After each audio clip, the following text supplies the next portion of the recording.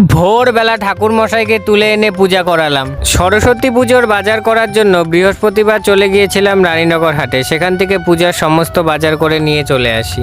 বাজার করে এসেই শুরু করে দিলাম বাড়ির বারান্দায় প্যান্ডেল করা, যেখানে আমি প্রতি বছর প্যান্ডেল করে থাকি সকালে পুজো করার জন্য। এরপর ভোর 4টা বাজতেই আমি ঘুম থেকে উঠে পড়ি আর এই এক টুকরো কাঁচা হলুদ নিয়ে চলে যাই স্নানে। তারপর স্নান করে চলে এসে তারপর আবার পুজোর জিনিসগুলো গোছাগুছি শুরু করে দিই। ঠাকুর মশাই আসার কথা ছিল সকাল 6টার দিকে, তাই এত ভোরবেলা উঠে এই গুটগুটে অন্ধকারের মধ্যেই আমাকে কাজ করতে হচ্ছিল।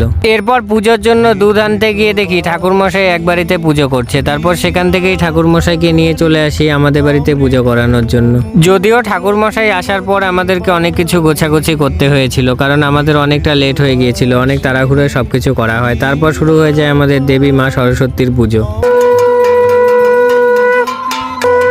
এরপর শুরু হয়ে গেল আমাদের মা সরস্বতীর অঞ্জলি। তারপরে আমরা সকলে মিলে মায়ের চরণে অঞ্জলি দিলাম। আর আমার খুব ইচ্ছে ছিল এবছর যে আমি নিজের গড়া মূর্তি দিয়ে মায়ের পুজো করবো, আর সেই ইচ্ছেটা আমার এবছর পূরণ হলো।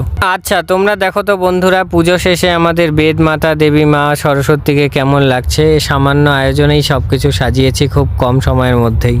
তবু শেষে বৌদি এসে হাতে হাতে ফল কেটে সবকিছু এগিয়ে দিয়েছিল বলে কোনো রকম ভাবে সবকিছু কমপ্লিট করা গেছিল, নইলে তো বিপদ হয়ে গেছিল। আর পুজোর বাইরের দিকটা আমার মাই সামলাচ্ছিল, তার জন্য এই দিকটা আমাকেই দেখতে হচ্ছিল।